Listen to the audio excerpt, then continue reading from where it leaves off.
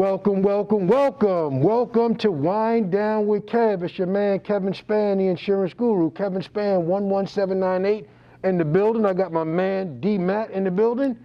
D. Matt is here. Vidcom Filmworks in the building. We opened it up safely. We got our mask on, but we pulled apart. We got about 6 feet. You feel good?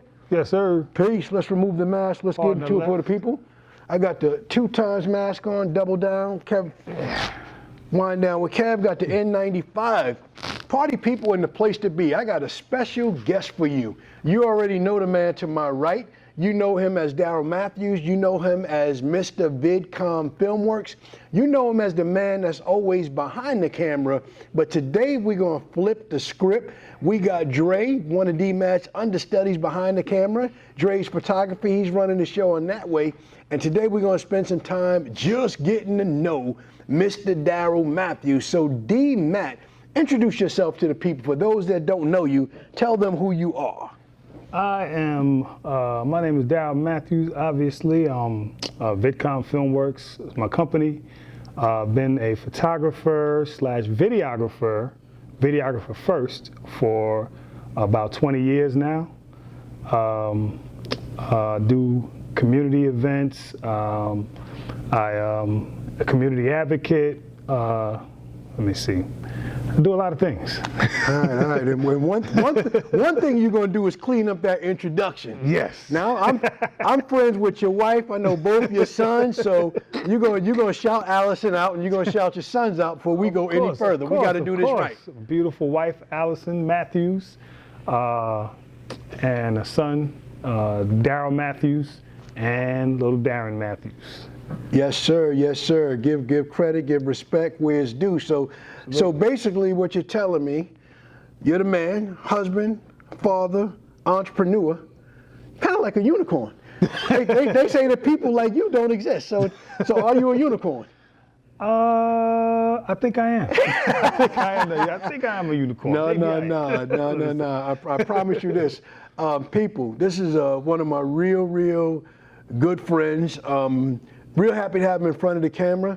You already know him. He's done all your events in the area throughout Long Island.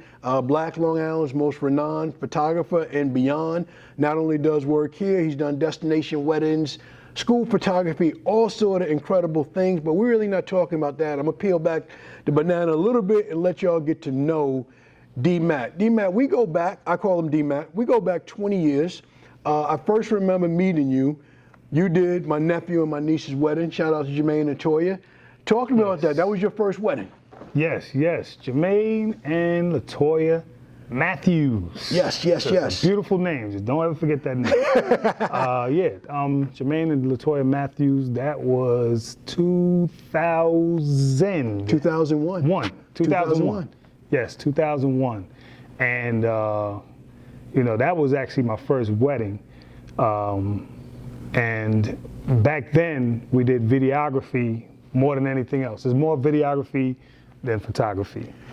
What I like about the name of your company, Vidcom Filmworks, that vid and that com, I assume is video communication?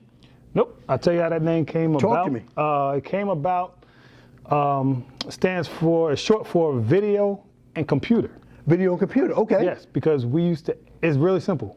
I used to edit video on a computer. Okay. And I was one of the first people around, locally around here to really, go real heavy with the video editing on the computer. See, I had it all wrong because I thought it was video communication, and I thought you had a great name because it's withstood the test of time. Because as times have changed, your business has changed. Right. So you start out video editing on a computer. Yes. Take the people through some of the evolutions of various stages of how the business changed and how you adapted.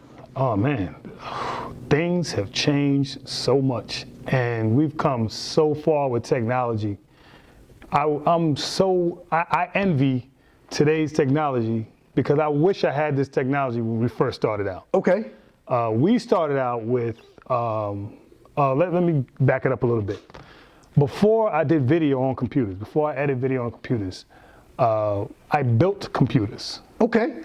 So I started building computers in 98, 99. Okay. And my company back then was called Big D's Electronics. Okay.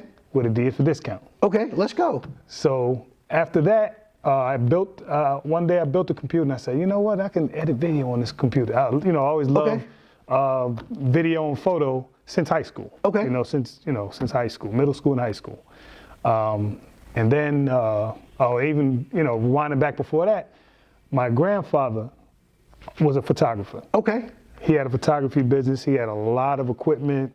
He was very well organized. So we're talking generational wealth people. We're talking legacy plan. We're talking planting a seed for future generations. Keep going. It was implanted in my DNA to be a photographer. So fast forwarding, we started editing video on computers, and we made movies, local movies. Started doing short commercials. Okay. I'm gonna get a timeout right there. Uh-oh. Short movie, first movie. You produced, you directed. I've heard about it, I've actually never seen it. What was the name of that movie? It's not a game. It's not a game. What are we talking about, D? What's not a game? What are we talking about? Life. Life. If I want to abbreviate the movie, I want to make it short. Pretty much, life is not a game. Okay. Whatever you do, whatever you put out there, it goes around, comes around. Okay. So if you do dirt, you get dirt. Right. So it's pretty much karma. Okay. That's pretty much, to summarize the whole movie, that's what it was about. It's not a game. So all you out there that's listening, it's not a game. And it's said with seriousness, inflection. I've never seen the movie, not sure if I'm old enough to watch it, but I might. I might. Let's bring it forward. You're currently working on a new movie that you have in production right now. Yes. Right now we're working on a documentary, Wyandanch wrestling documentary.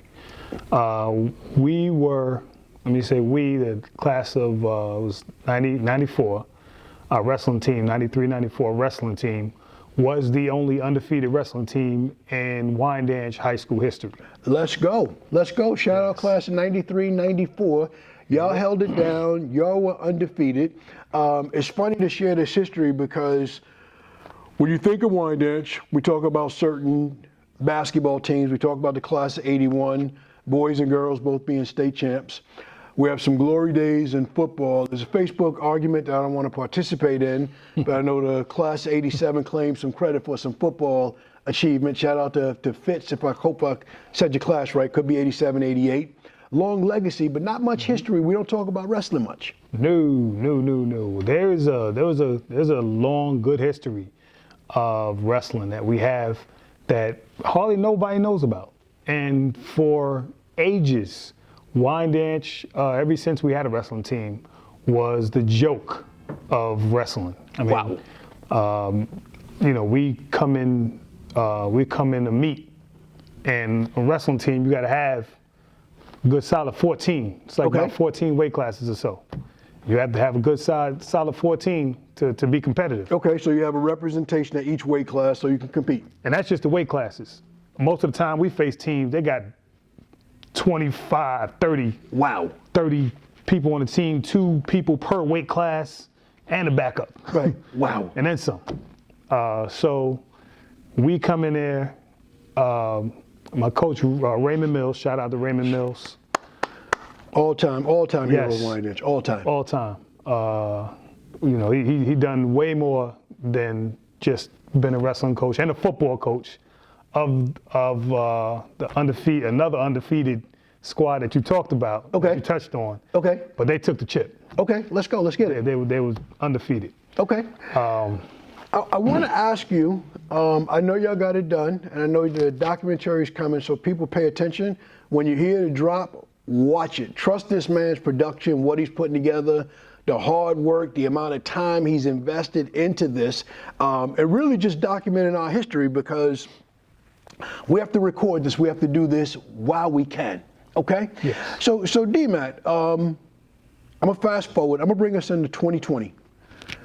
This time, the beginning of 2020 last year, you were like a globetrotter. You took a trip. I'll let you say where, and you shared that trip with everybody. I can't delay it. It's the motherland. So for those other people that's watching this, like me, that's never been to the motherland, share with us that trip. Tell us a little bit about what it was like going there. That was a soul-touching trip. Okay. That touched my soul. That was. It was a trip back to the motherland, Ghana, country of Ghana, West Africa, and we went there for about a week. It's about a 10-hour flight, 10 hours or so, straight there, nonstop, of course. And when I tell you, when you get there, it's like, wow, Africa, really nice, cool, everything is cool. We went to visit the slave castle. Okay. And a lot of people, anyone who's been to Ghana, if they went to the slave castle, they know what I'm talking about. In that castle, that was where the slaves were traded from. That was the main port where the slaves were traded from. Listen to you say that. It just swells me up. I've never been there. I've done my fair share of reading. I know what I know. And they call it the slave castles. It's where slaves were traded from. But truthfully, they were people. They were free people that were traded, and Yes. then they were enslaved. Yes. Slavery, I mean, that's a whole different conversation, but that is just some type of evil. So when people talk about slavery, I don't take it light, because I like when I went to the slave castle, I felt, you can feel it through your ancestors. Wow. And everybody that was with me felt the same way, because there was no one laughing, it wasn't joking, and we joke about any and everything at any given time, and it doesn't matter. You know how it is. Sometimes you joke around with everything. Grown man, strong man, real talk business. Right. The thought of it makes me feel like shedding a tear while you tell the story right now. Yeah, and you can imagine, we were in the caves where, and I have video of everything, but they showed us where the line of feces and urine was, and the amount of people that they fit in such a small space was unbelievable. I was there, and I did a walkthrough. I measured with my own feet. I put it on video. I measured with my own feet, just so later on I could play it back in my mind. Right. Anywhere I went. Right. And I want to say it was about 15 steps, right? 15 steps, not full steps. I'm talking about foot in front of foot. Got it. So about 15 feet by 10 feet, right? 150 square. Got it. And they said 80 people fit in there. Can't be done. That didn't make any type of sense. They said they had 80 slaves. It was so bad where they were dead slaves, and you would lay on them. Like at night, you have to lay down somewhere. You would be laying on dead bodies. The stories that I've read and what I've been told is that if you're laying in these types of quarters, and those of you that don't know, you have to go to the museums, you have to get this education directly for yourself, whether you go locally, whether you take the trip to DC, which I haven't taken as of yet. But the story is, if you're laying there, the person on the right of you and the person on the left of you both probably passed away. I don't know about for you, but I can't trace my ancestry directly back to from whence I came in Africa. But the one thing I hold on to, that I am the product of someone that survived the Middle Passage. Yes. And it's just, just thinking about the whole story is just, it just grabbed my heart. I mean, when we were in just that one part that I was telling you about.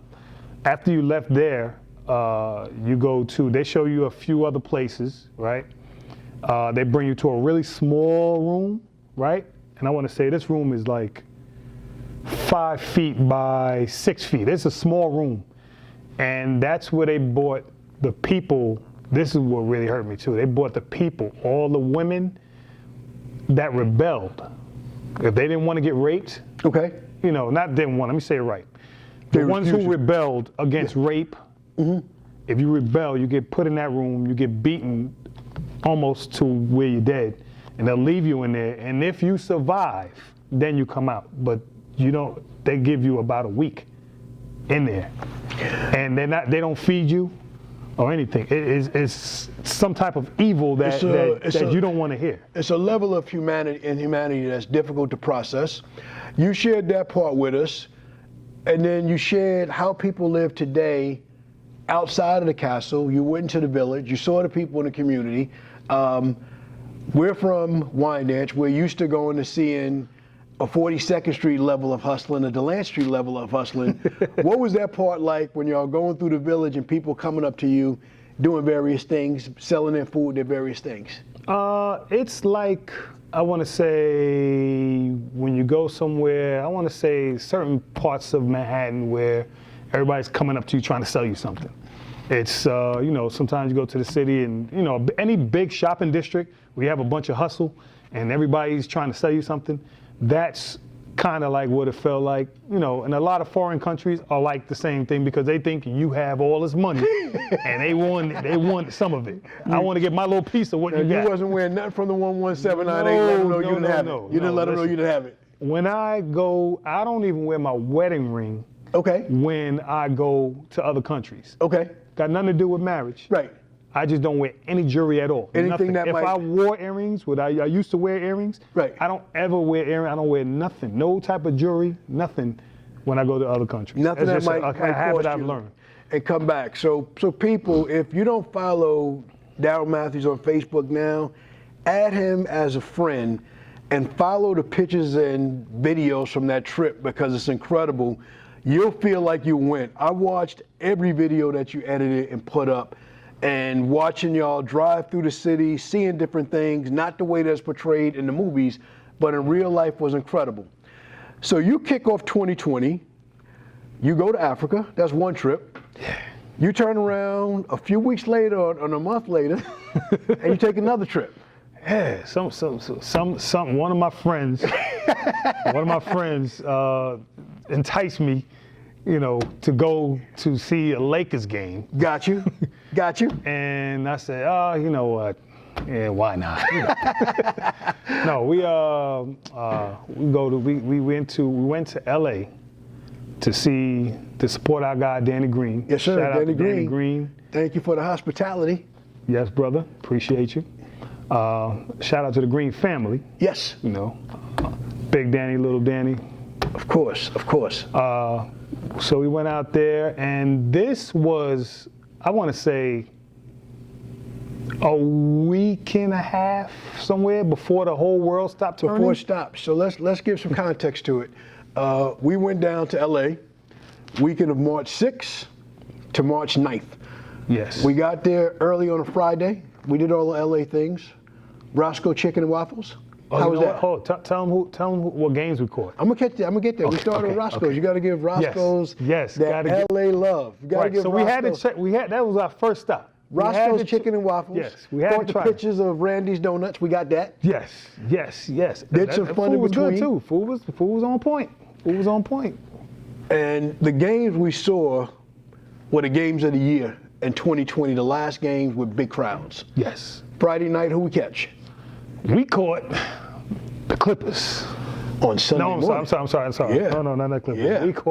We caught the Milwaukee Bucks. Now, people say that you was on the floor, that you was right down there in the mix. We were. You in the mix, Jay-Z, Michael B. Jordan, yes, and D-Matt straight from the 11798. Mark Jackson. You already know. Who else? Jalen Rose was down there. Everybody's down there. Everybody who's somebody out there. Yeah, we in the mix. You know what? We went down there, and I've been around a lot of celebrities. You've been around a lot of celebrities, but our trip was to just go down there and be fans of the game and relax. I didn't have a camera in my hand. I could work. I could work without working. Right. I could take pictures when I wanted to. Right. I wasn't on a shift. I didn't have to do nothing. We just went out there and relaxed, let our head down, and enjoyed ourselves. That was a trip that's going to be remembered forever because of what happened afterward. I mean, it was a beautiful trip to start with, but 1 week later, we come back. Now this weekend, March 6th to March 9th, we in LA, we having a good time. We at these games, the Laker games, at least 20,000 at Lakers versus Bucks, Lakers versus Clippers. And we're reading about Corona, but it's not what it is. We saw the big wave coming. We saw the wave coming. It's coming, but we didn't know how big the wave was. We first starting to wear these things, these masks. And then a few days later, the NBA shuts down, I want to say March 12th, and then the whole world stopped. Shout out to Adam Silver for his leadership, because that's when everybody took it serious and we came to a screeching halt. So D, let me tell you this. A month later, fast forward a month, I started this podcast, Wind Down with Kev, because I had nothing to do. And I'm not a person, you're high energy, I'm active. I had a hard time adjusting to life without activities away from work and a social life. My social life is games. Not only we catch the Lakers last year, we caught Devontae's game, we caught Indiana at Madison MSG. Yes. So this is what I do. Devontae Green is Danny's brother. Younger brother. So we're doing that, but when COVID hit, it hit New York real hard, hit us real close personally. Thoughts and prayers to everybody that's been lost to this horrible disease. I needed to learn how to relax. The hardest thing you can ask me to do is, Kev, just have a seat and just chill. That's not my skill set. Right. So I started Wind Down with Kev to talk with people about how they were adjusting after COVID and how they wound down and relaxed. So how did you wind down and relax when all your traveling came to a screeching halt? You know what? I have to admit, it was a beautiful thing. I was on a move so much. I used to take breaks so I can finish work. That's how much I was on the move. Okay. I took breaks so I could finish work that I haven't done, I haven't finished yet. And and on top of that, it was a blessing. I was finally able to sit down and eat dinner. Wow. At the dinner table with my family. Wow. I couldn't do that before. We were stuck in the house. I said, you know what? We could sit down and... Y'all gonna be here? Exactly. Well, welcome to the show. That's funny. I had no idea what really went on in my house. That's how hard I was running. Yeah. It's a lot going on there, right? We really work so much that you don't even know what you're missing until life slows you down, and then you say, oh, and now your eyes are opened up. And I have to say that was a blessing. I loved every bit of that, and got to spend some quality time with my wife and my son. And that is the biggest blessing in the world. I mean, so that was definitely the blessing in disguise. I would echo that completely. But D, I got to be honest with you. I hesitated with having you as a guest a little bit because you kept that same energy during COVID. You really didn't wind down. You built the gym in your yard, and then you started riding your bike like miles upon miles.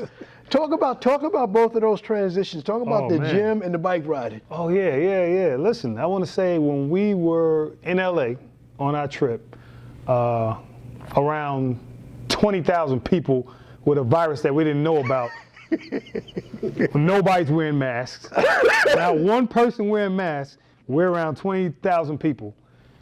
I was about 55 pounds heavier. Right. 55 pounds heavier. Okay.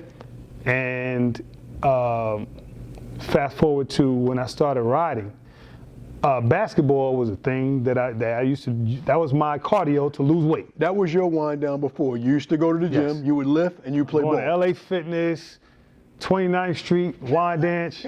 Shout out to my 29th Street fam. And the parks, we play ball all the time. I love running up and down the court, busting them young boys behind. Y'all know who y'all are. But, that was my thing.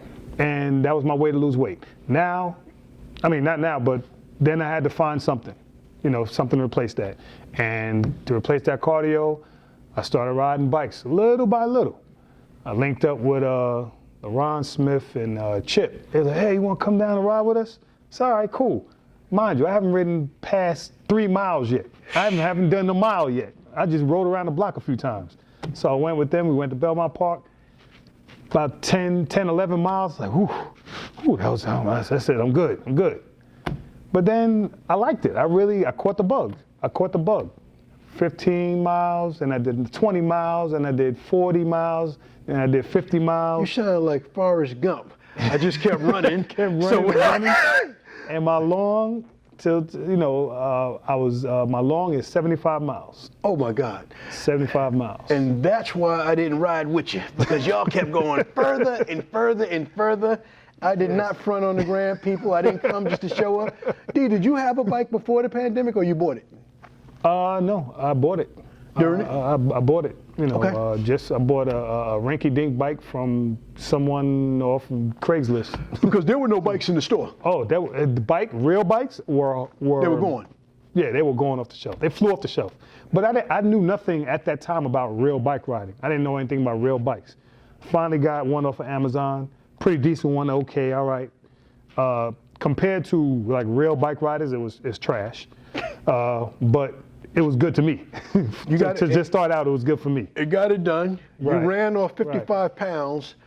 I don't think I saw you from midsummer until we did the turkey giveaway, and you rolled up. I'm like, where's the rest of DMAT at? You're supposed to disappear now. Half of you was gone, so where's the big dude I went to LA with?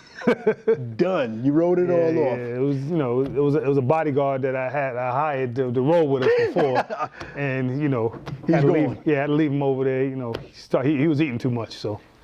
D, let's flip the script and come back to business. Let's talk to some people about business. You had a very successful business. 2020 was year 19. School photography, wedding photography, all of my headshots I've ever done for business, you've done for me.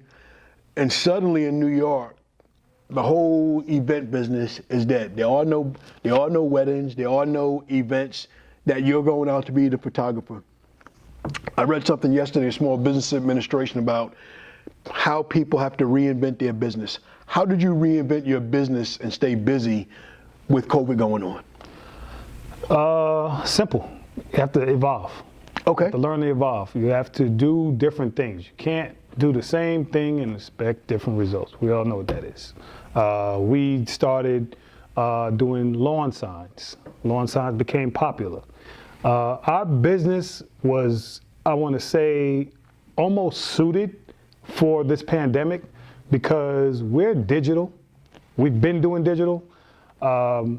And group shots. We even do group shots digitally. In post, can you put something up on the screen?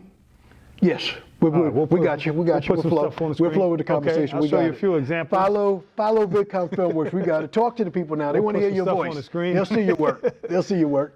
We do. We've been doing group composite shots. Group composite shots are pretty much we take everyone individual, and then we put them all in the same photo. It looks like everyone was taken. It doesn't look like a cut and paste thing. It looks real, genuine, professional, touched up, fully touched up. We've been doing that since way before the pandemic.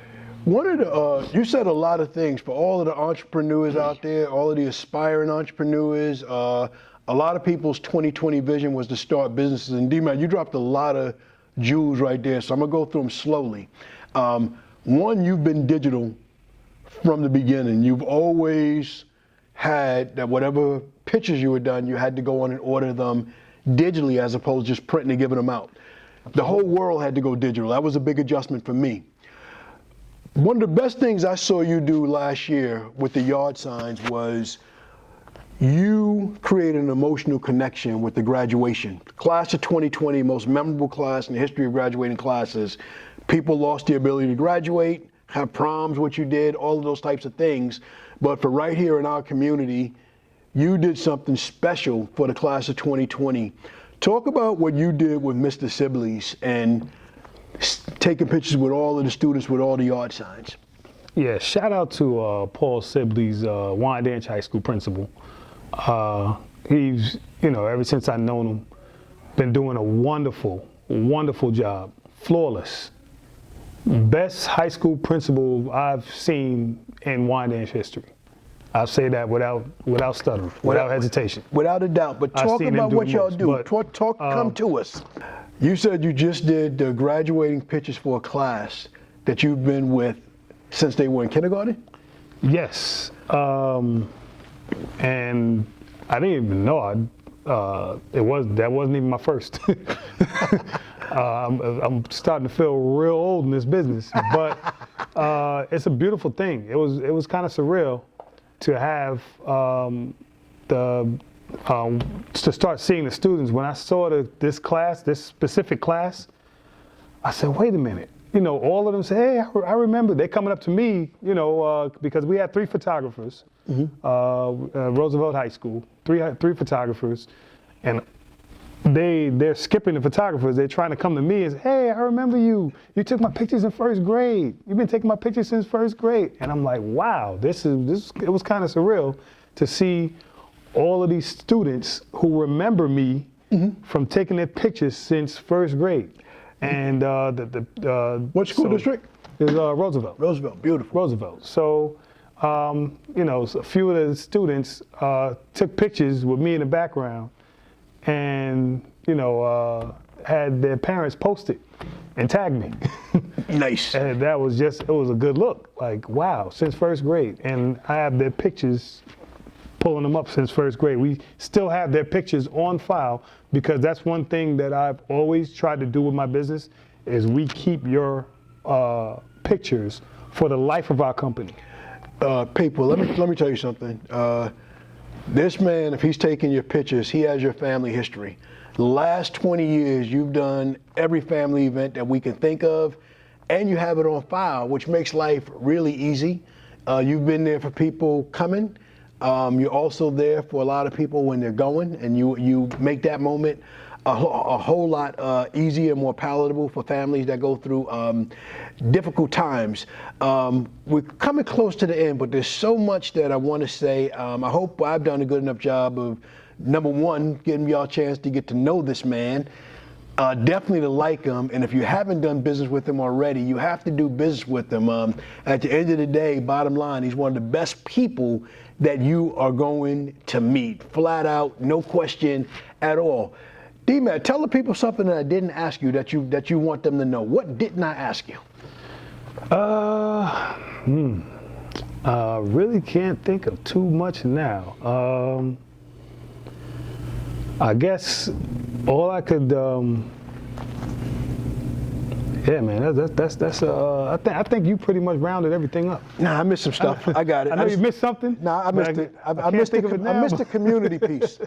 I missed the community piece. Okay. So we talked about you wrestling in a wrestling movie. What I didn't talk about is how you gave back and paid it forward. You and some of those wrestlers from the teams, y'all all helped with the Wyandanch Junior wrestlers. Absolutely. That's actually going to be covered in our documentary as well. But a lot of us former wrestlers, we came back and started a kid wrestling program, and we came out of our pockets with time as well.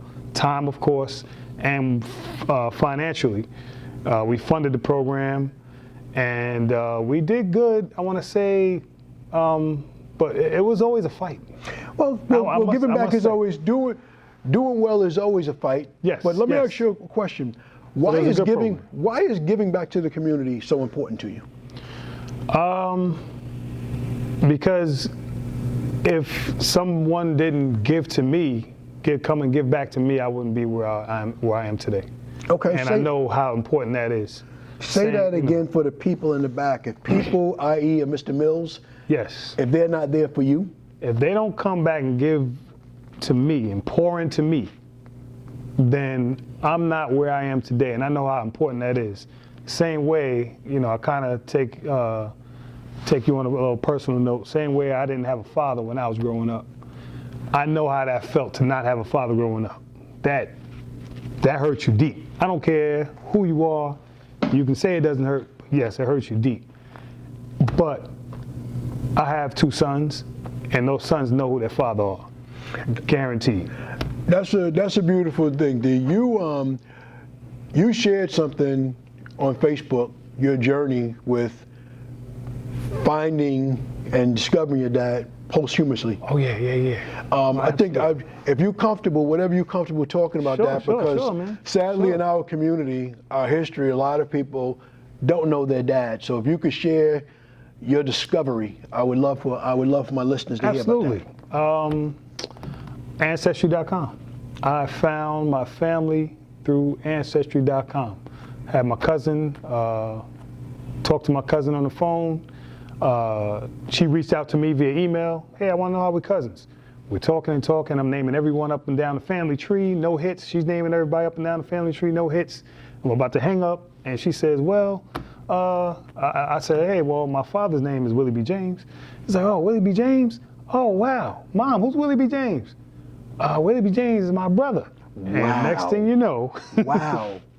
when I heard all this going on in the background, and I'm like, ding. Oh my God. As soon as she said, we have a lot of James in our family, I've been looking for my father my whole life. Okay. So, you know, that was a surreal moment for me. That was 3 years ago. And that was only 3 years ago, which is crazy. Right. And I've, you know, hooked up with my sister. My sister lives right in Bayshore. About 10 minutes away from me the whole time and didn't know it. And since then, you've gone to family reunions and yes, other places? As soon as me and her hooked up, she said, oh, we can hook up on Monday. I was like, we can hook up today. This was on Friday. I'm like, no, we don't got to wait till Monday. I'm Bob, wherever you are, I'm pulling up. D-Man, So, you had your Antoine Fisher moment. So for those of you that don't know that movie, that's a reference to a young man, Antoine Fisher, who had a difficult life, but in the end he found his family and all the love that he missed growing up. He received it at the end. So D-Man, thank you for sharing that with everybody. I hope y'all got a lot out of this podcast. This man is a wealth of knowledge and living experience, and he's a doer. He's a doer. I wouldn't recommend a lot of stuff he did to wind down because he stayed busy. He stayed doing a lot of stuff. So if you have energy and time on your hands and you really want to get going, this man is full of energy. We don't have any wine on Wind Down with Kev right now. D-Matt is not a drinker. I started to bring some water bottles, do some shots of water. That's bad production on my part, but that's it. I'm signing off. D-Matt, final words for the people? Oh man, listen, just do what you can for someone. If whenever you can, help someone. It means a lot. It means a lot to people. You know, you're never gonna grow big unless you really help someone. A true giant is someone who doesn't step on people. They reach down and help people. That's a true giant. That's a beautiful note. I have nothing to add to or take away from that. I am Kevin Spann, the insurance guru. Thank you for tuning in to Wind Down with Kev. Please follow Daryl Matthews all over social media. Please follow Vidcom Filmworks over social media. This is actually the man that forced me to sign up and get involved in social media. Peace.